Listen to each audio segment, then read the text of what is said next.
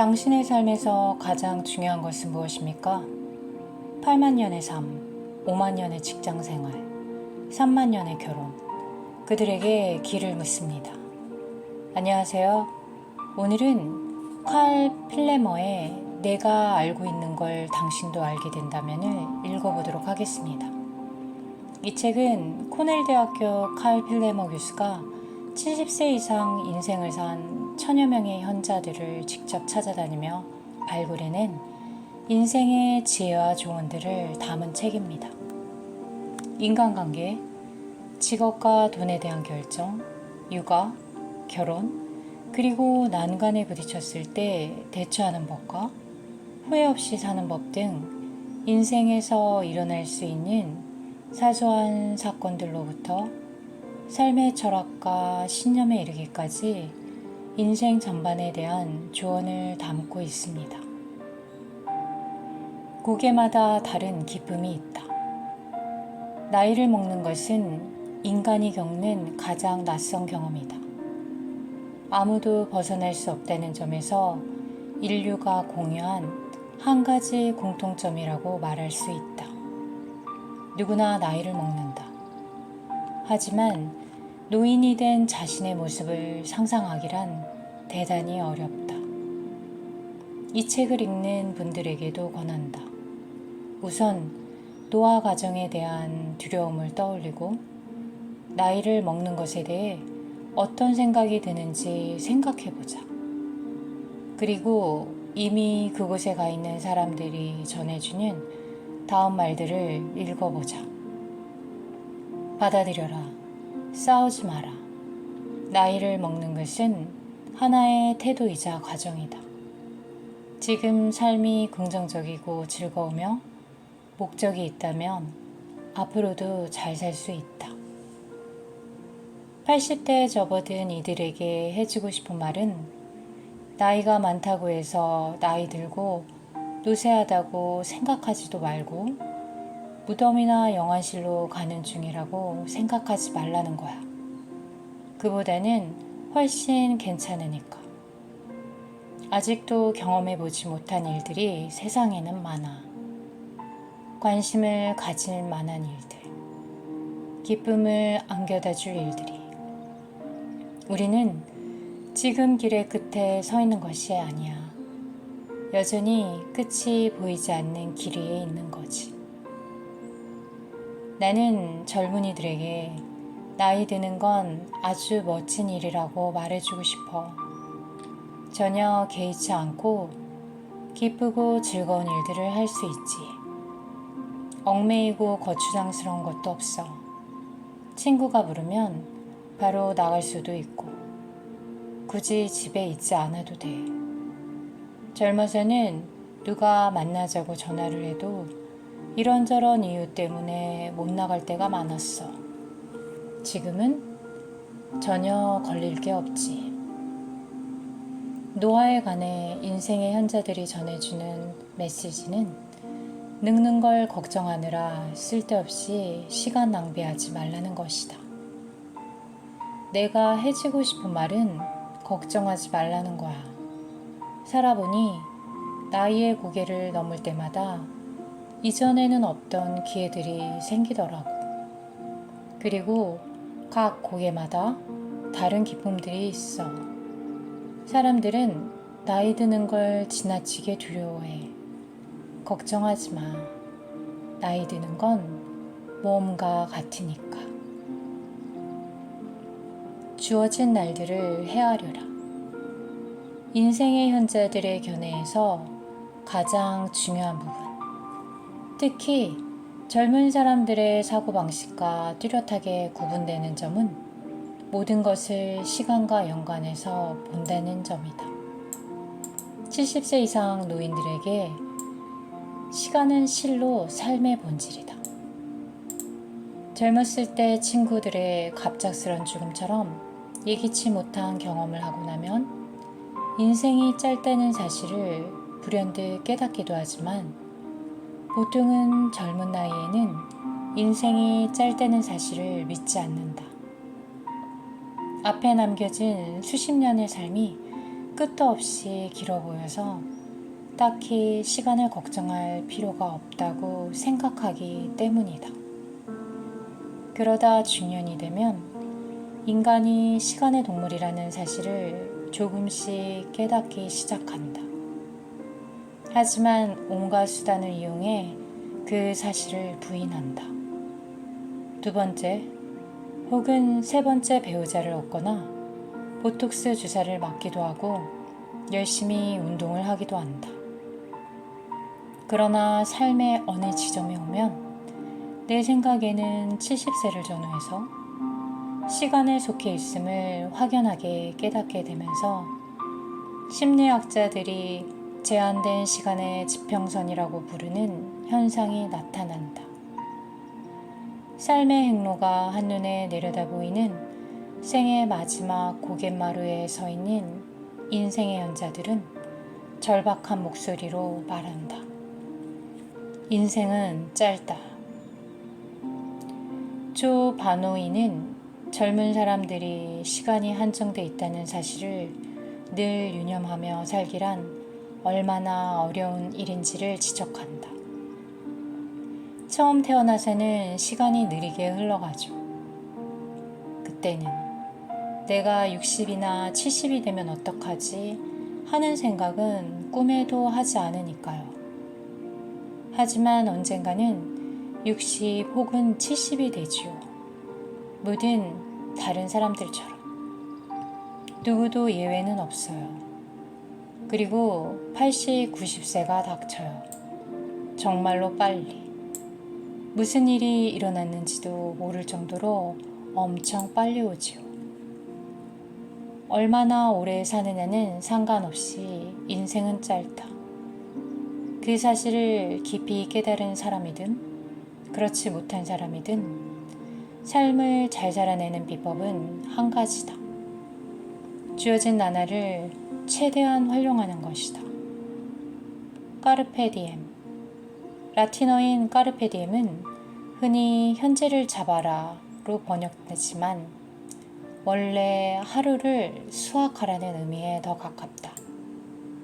인생의 현자들이 말하고자 하는 바도 바로 그것으로 우리가 매일 수확하지 않아서 잃는 기쁨, 즐거움, 사랑, 아름다움 등이 무수히 많다는 의미다.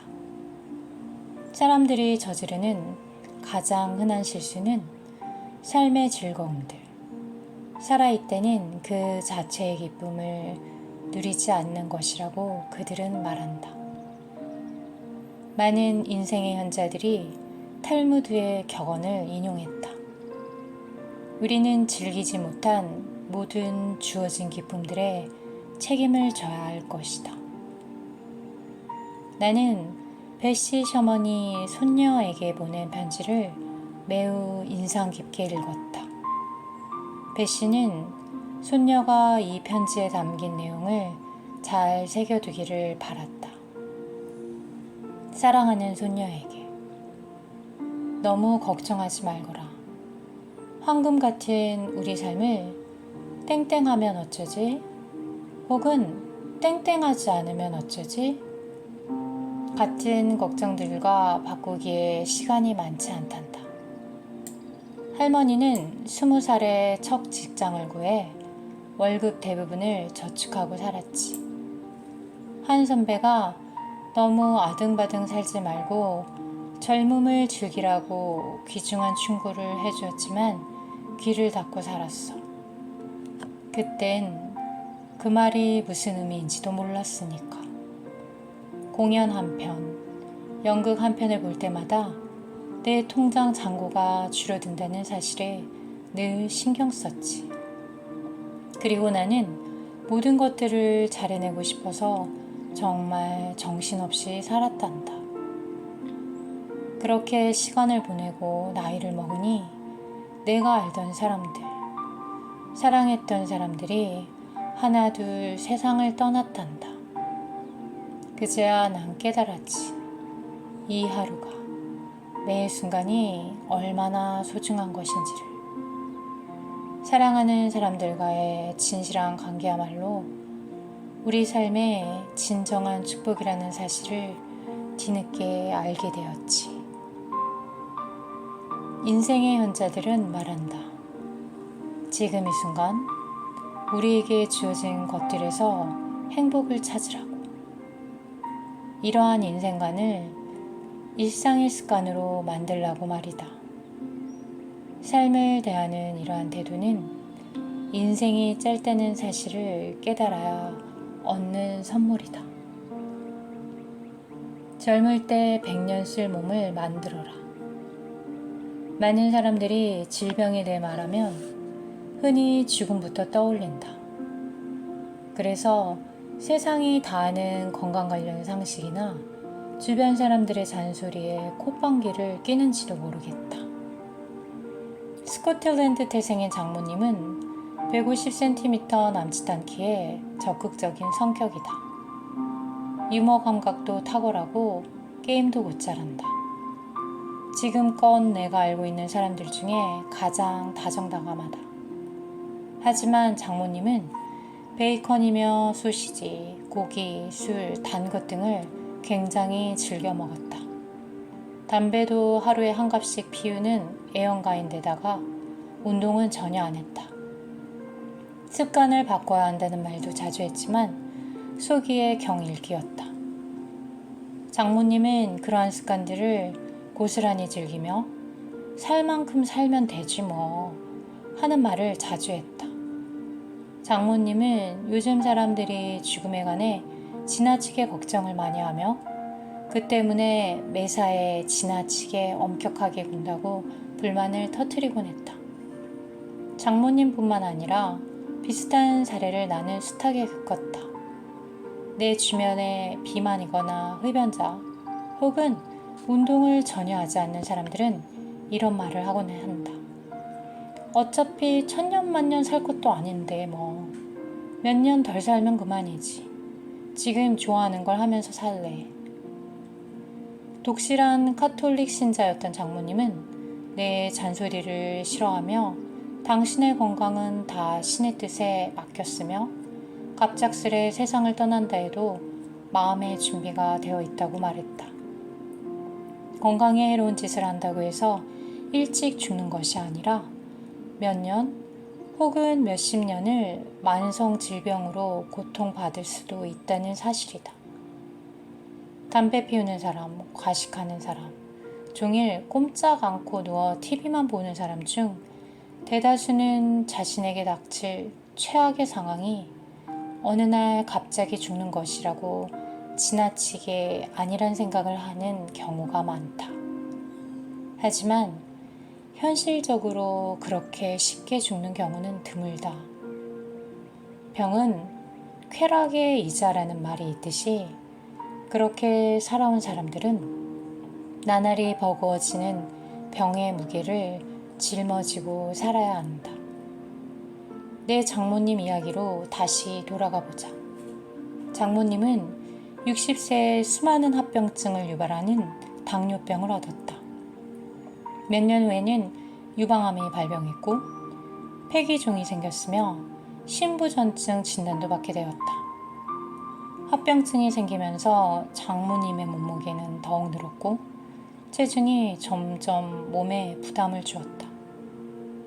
하지만 그중 어떤 병도 장모님을 급작스러운 죽음에 이르게 하지는 않았다.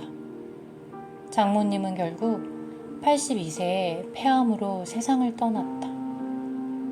장모님은 마지막 20년을 만성 질병들을 앓으며 산 것이다.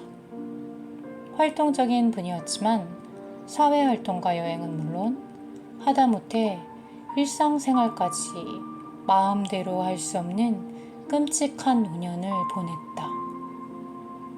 인생의 현자들은 지금 건강관리를 어떻게 하느냐가 미래의 삶에 결정적인 영향을 준다는 데 동의한다.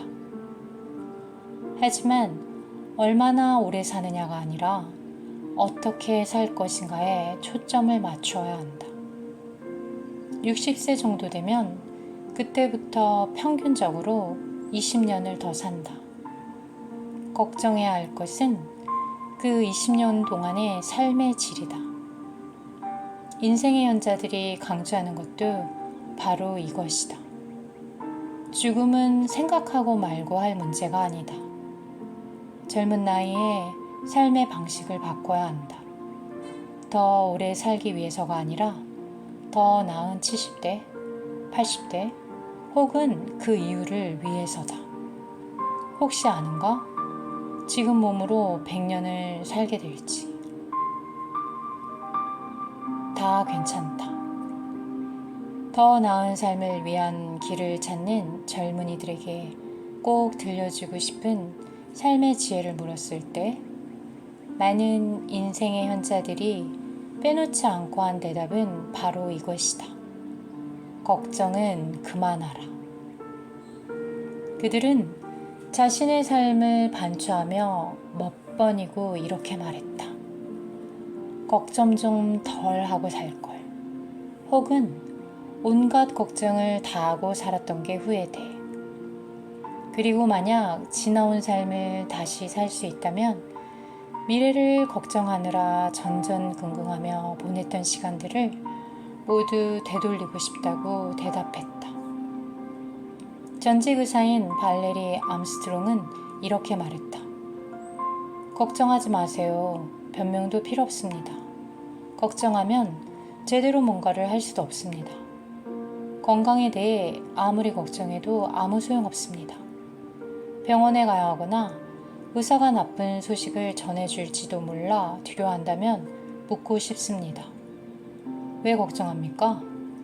의사가 나쁜 소식을 전해줄지 아닐지 아직 모르잖아요. 그러니 걱정할 건 아무것도 없어요.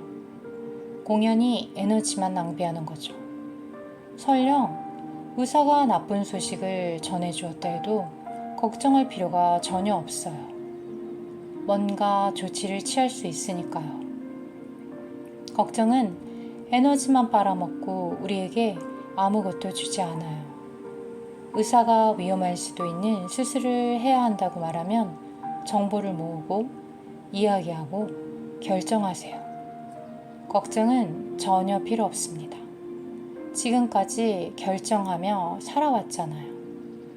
일어날 일은 일어나게 되어 있답니다. 제임스 후왕은 이렇게 말했다. 왜 걱정하는가? 나는 내 자신에게 묻곤 하지. 사사건건 잘못되면 어쩌나 하고 계속 걱정한다고 무엇이 얼마나 달라질까?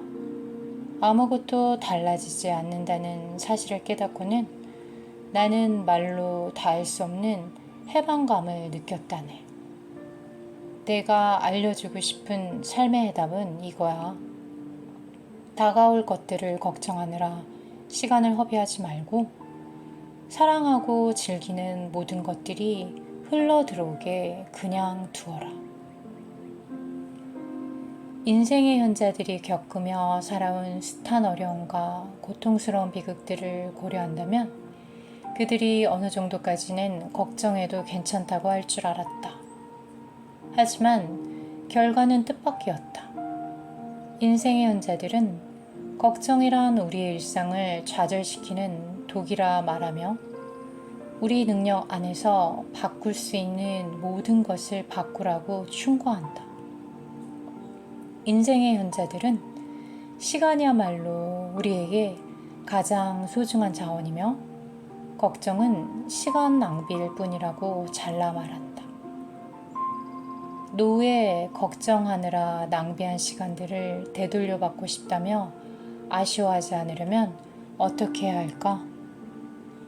아마 걱정은 독이라는 메시지를 끊임없이 상기하는 것만으로도 우리 일상이 달라질 것이다. 즉, 불필요하게 걱정하고 있다는 생각이 들 때마다 이 교훈을 떠올리며 되새기는 것이다. 신기하게도 그렇게 할 때마다 인생 걱정거리들이 비켜간다. 그래서 나는 요즘 이 교훈을 주문처럼 외우고 있다.